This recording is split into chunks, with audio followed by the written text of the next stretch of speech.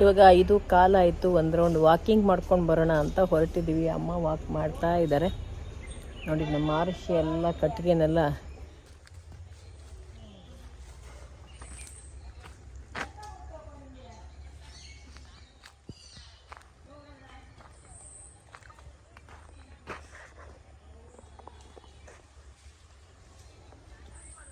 ತುಂಬ ಕಾಡೆಗಳು ಬಂದಿರೋದ್ರಿಂದ ತೋಟದ ಹತ್ರ ಹೋಗೋಕ್ಕೂ ಭಯ ಆಗತ್ತೆ. ಅದು ಒಂಥರ ಅಟ್ಟಿಸ್ಕೊಂಡೇ ಬರುತ್ತೆ ಅದು.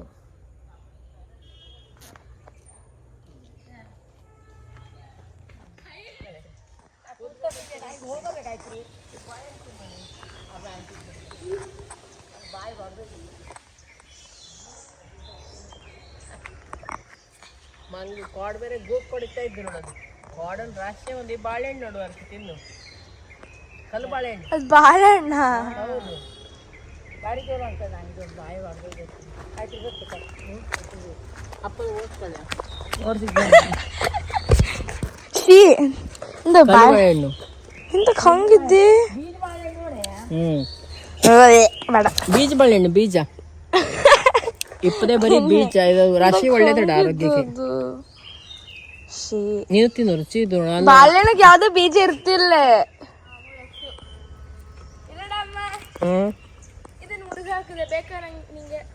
ನಂಗೆ ಅಂತಕ್ಕೆ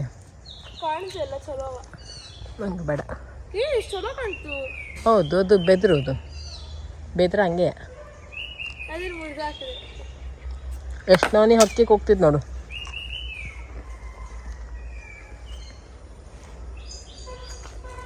ಅಡಿಕೆ ಮನೆ.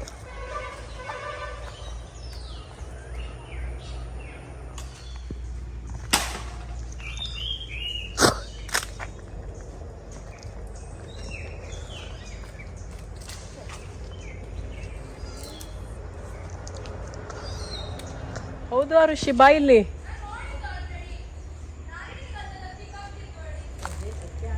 ಐ 3 ನವಿಲು ಬಂದಲೆ.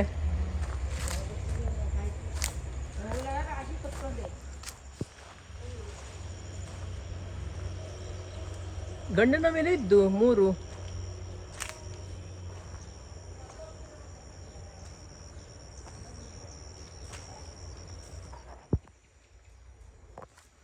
ನೋಡಿ ಇಲ್ಲಿ ನವಿಲು ಹೋಗ್ತಾ ಇದೆ. ಅಲ್ಲಿ ಹಿಂಡು ಒಳಗಡೆ ಹೋಗ್ಬಿಡ್ತು. 3 ನವಿಲಿದೆ. 3 ಗಂಡು ನವಿಲೇ ಆಗಿತ್ತು. ಇಲ್ಲಿ ಈಗ ತುಂಬ ನವಿಲಿದೆ ಅಂತೆ. ಅಮ್ಮ ಹೇಳ್ತಾ ಇದ್ರು ಡೈಲಿ ನವಿಲು ಬರುತ್ತೆ, ಸಾಲಲ್ಲಿ ಹೋಗ್ತಾ ಇರುತ್ತೆ ಅಂತೇಳಿ. ಈಗೂ ಅಷ್ಟೇ ನಾನು ಆ ಕಡೆ ಓಡಾಡ್ತಾ ಇದ್ದೆ. ಅರಿಶಿ ಹೇಳಿದ್ಲು ಅಮ್ಮ ಏನೋ 3 ಹೋಗ್ತಾ ಇದೆ ನೋಡೋದು ನವಿಲು ಇರಬೇಕು ಅಂತೇಳಿ. ನೋಡೋಕ್ಕೆ ಬಂದೆ. ಇವತ್ತು ಬೇರೆ ಮೋಡ ಆಗಿದೆ. ಏನಾದರೂ ಮಳೆ ಬಂದರೆ ಗರಿ ಬಿಚ್ಚತ್ತೇನೋ ಅಂತ ಅನಿಸ್ತಾಯಿತ್ತು. ಸಿರ್ಸಿಯಲ್ಲೆಲ್ಲ ಮಳೆ ಅಂತ ಹೇಳ್ತಾಯಿದ್ರು ಚಿಕ್ಕಮ್ಮ. ಇವತ್ತು ಇಲ್ಲೂ ಬರುತ್ತೇನೋ ಗೊತ್ತಿಲ್ಲ. ತುಂಬ ಸೆಕೆ ಆಗ್ತಾ ಇದೆ. ಮಾರಿ ಜಾತ್ರೆ ಬೇರೆ ಸ್ಟಾರ್ಟ್ ಆಯಿತು ಇವತ್ತರಿಂದ. ನೋಡಿ ಅಲ್ಲಿ ಹೋಗ್ತಾ ಇದೆ ತೆಂಗಿನ ಮರದ ಹತ್ರ.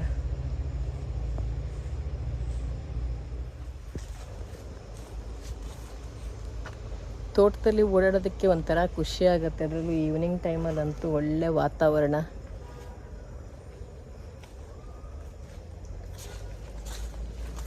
ಊರಿಗೆ ಬಂದರೆ ತೋಟದಲ್ಲಿ ಓಡಾಡೋದಕ್ಕೆ ಒಂಥರ ಖುಷಿ.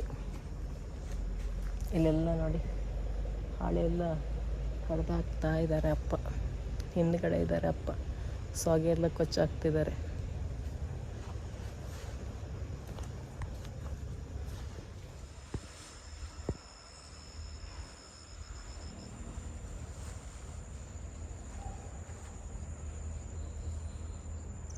ಎಲ್ಲಿ ಹೋಗ್ತಾ ಇದೆ.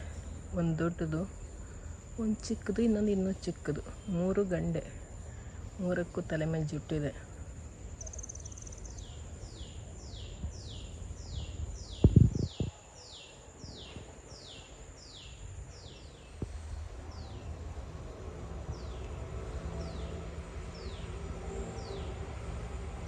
ಮೊದಲು 2 ಇತ್ತು. ಇವಾಗ ಅದು ತುಂಬ ಮರಿ ಹಾಕ್ಕೊಂಡಿದೆ ಅಂತೆ. ಮುಂಚೆ ಒಂದು 2 ಓಡಾಡ್ತಾ ಇರ್ತಿತ್ತು.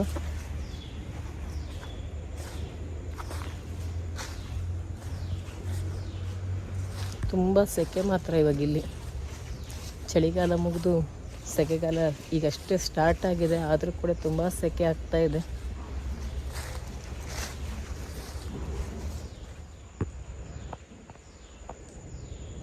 ಹಲಸಿನಕಾಯಿ ಕಾಯಿಲೆ ಇನ್ನೂ ಚಿಕ್ಕ ಚಿಕ್ಕದು ದೊಡ್ಡಾಗಿಲ್ಲ ಇನ್ನೂ.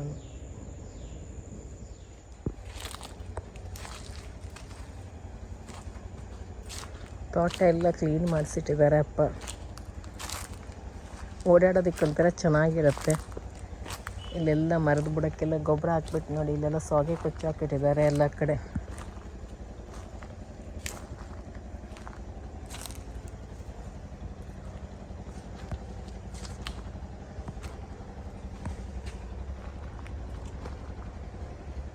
ಇವಾಗೆಲ್ಲ ಈ ಕಡೆ ಎಲ್ಲ ಅಡಿಕೆ ಮರಕ್ಕೆಲ್ಲ ರೋಗ ಬಂದುಬಿಟ್ಟಿದೆ ಅಂತ ಹೇಳ್ತಾ ಇದ್ರು. ಎಷ್ಟೊಂದು ಅಡಿಕೆ ಮರ ಎಲ್ಲ ನೋಡಿ ಮುರಿದು ಕೂಡ ಬಿದ್ದೋಗಿದೆ. ಸುಮಾರಿಷ್ಟು ಮರಗಳೆಲ್ಲ ಮುರಿದು, ಇನ್ನೊಂದಿಷ್ಟು ಮರ ನೋಡಿ ಅಲ್ಲೆಲ್ಲ ಬಾಗೋಗಿದೆ.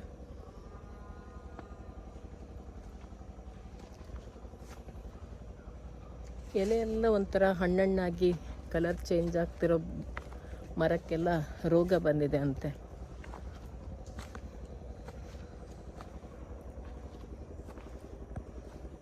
ತೋಟ ಎಲ್ಲ ಒಂದು ರೌಂಡ್ ತಿರ್ಕೊಂಡು ಬಂದಿದ್ದಾಯಿತು.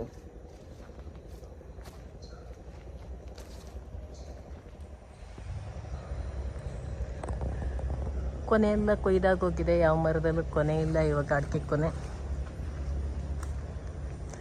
ಇನ್ನು ಈ ಜಾಯಿಕಾಯಿ ಅಂತೂ ಆಗೋದಕ್ಕೆ ಮಂಗ ಕೂಡ ಬಿಡೋದಿಲ್ಲ. ಚಿಕ್ಕ ಚಿಕ್ಕದಾಗಿದ್ದೇ ಕಚ್ಚಾಕ್ಬಿಡುತ್ತೆ.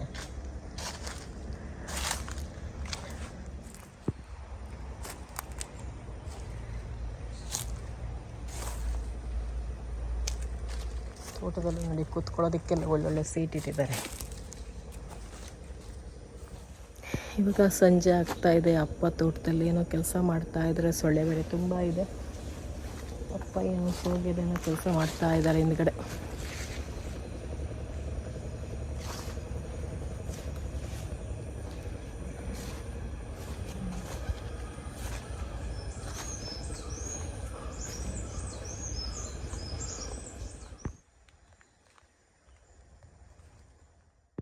ಅಡುಗೆ ಮಾಡಬೇಕು ಅಂತಂದರೆ ತರಕಾರಿ ಎಲ್ಲ ಕಟ್ ಮಾಡೋದಕ್ಕೇ ತುಂಬ ಟೈಮ್ ಬೇಕಾಗತ್ತೆ. ಈ ರೀತಿ ಒಂದು ಚಾಪರ್ನ ಮನೆಯಲ್ಲಿ ಇಟ್ಕೊಂಡ್ಬಿಟ್ರೆ ತರಕಾರಿ ಕಟ್ ಮಾಡೋದು ತುಂಬ ಸುಲಭ. ಅದರಲ್ಲೂ ಈರುಳ್ಳಿ ಎಲ್ಲ ಕಟ್ ಮಾಡೋದು ಅಂದರೆ ತುಂಬ ಕಷ್ಟದ ಕೆಲಸ ಅಲ್ವಾ, ಯಾಕೆಂದರೆ ಕಣ್ಣಲ್ಲೆಲ್ಲ ನೀರು ಬರ್ತಾನೇ ಇರುತ್ತೆ. ಈ ಚಾಪರಲ್ಲಿ ನಿಮಗೆ ದೊಡ್ಡ ಸೈಜ್ ಬೇಕಂದರೆ ಒಂದು ಸಾರಿ ಪ್ರೆಸ್ ಮಾಡಿದ್ರೆ ಆಯಿತು, ದೊಡ್ಡ ದೊಡ್ಡ ಸೈಜೇ ಇರುತ್ತೆ. ಚಿಕ್ಕದು ಬೇಕಂದರೆ ಇನ್ನೊಂದು ಚೂರು ಜಾಸ್ತಿ ಟೈಮು, ಜಾಸ್ತಿ ಹೊತ್ತೇನು ಬೇಡ, ಪಟ್ ಅಂತ ಅದು ಸಣ್ಣ ಆಗಿಬಿಡುತ್ತೆ ತರಕಾರಿ ಎಲ್ಲ. ತುಂಬಾ ಚೆನ್ನಾಗಿದೆ ಮಾತ್ರ. ಈ ರೀತಿ ಒಂದು ಚಾಪರ್ ಮನೇಲಿ ಇಟ್ಕೊಂಡ್ಬಿಟ್ರೆ ಎಷ್ಟೋ ಸಮಯ ಉಳಿತಾಯ ಆಗುತ್ತೆ ಲೇಡೀಸಿಗೆ. ಮೊದಲೆಲ್ಲ ಕೈಯಲ್ಲಿ ಎಳೆಯುವಂಥ ಚಾಪರ್ ಇತ್ತು. ಅದಾದರೆ ಏಜ್ ಆದವರಿಗೆಲ್ಲ ಕಷ್ಟ ಆಗುತ್ತೆ, ಕೈಯೆಲ್ಲ ನೋವು ಬರುತ್ತೆ, ಎಳೆಯೋಕ್ಕೆಲ್ಲ ಆಗಲ್ಲ. ಇದಾದರೆ ಏನಿಲ್ಲ, ಸುಮ್ಮನೆ ಮೇಲ್ಗಡೆ ಒಂಚೂರು ಕೈ ಇಟ್ಕೊಂಡು ಪ್ರೆಸ್ ಮಾಡಿದ್ರೆ ಆಯಿತು. ಜಾಸ್ತಿ ಕಷ್ಟನೇ ಇಲ್ಲ, ತುಂಬ ಸುಲಭವಾಗಿ ಕಟ್ ಮಾಡ್ಕೋಬೋದು. ಟೊಮೆಟೊ ಪ್ಯೂರಿ ಕೂಡ ರೆಡಿ ಮಾಡ್ಕೋಬೋದು. ನೋಡಿ ಸೌತೆಕಾಯಿ ಎಲ್ಲ ಎಷ್ಟು ಚಿಕ್ಕದಾಗಿ ಚಾಪ್ ಮಾಡಿದೆ ಅಂತ. ನಮ್ಮಮ್ಮಂಗಂತೂ ಈ ಚಾಪರ್ ತುಂಬಾ ಇಷ್ಟ ಆಗಿಬಿಟ್ಟಿದೆ. ಅವ್ರು ಹೇಳ್ತಾಯಿದ್ರು ಇದಿದ್ದರೆ ಎಷ್ಟು ತರಕಾರಿ ಬೇಕಾದರೂ ಹೆಚ್ಕೊಂಡು ಅಡುಗೆ ಮಾಡಿಬಿಡ್ಬೋದು, ತುಂಬ ಸುಲಭ ಅಂತೇಳಿ.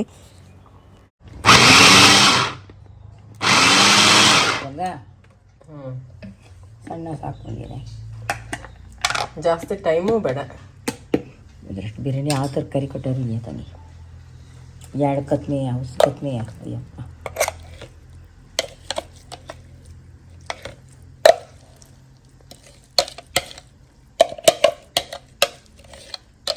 ಅದು ವಯಸ್ಸಾದವರಿಗೆಲ್ಲ ಅದರಲ್ಲಿ ಎಳೆಯೋದೆಲ್ಲ ಕಷ್ಟ ಆಗ್ತದೆ, ಇದೇ ಆರಾಮು. ಹೌದು ನೋಡು, ನಿಮ್ಮ ಕೊತ್ತಂಬರಿ ಸೊಪ್ಪು ಹಾಕಿ ತೋರಿಸ್ತೇವೆ ಬರೀ ಕೊತ್ತಂಬರಿ ಸೊಪ್ಪ.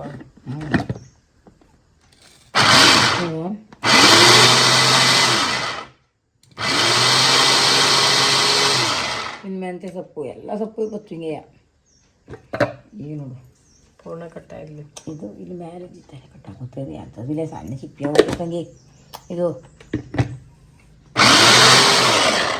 ಕರ್ಬೇವಿನ ಸೊಪ್ಪು ಹಾಕ್ಲಿ ಇದರಲ್ಲಯ್ಯ. ಚಾಟರ್ ಸೊಪ್ಪು ತೆಗಿ, ಕರಿಬೇವಿನ ಸೊಪ್ಪು ಹಾಕು. ಈಗೆಲ್ಲ ಹಾಕುದು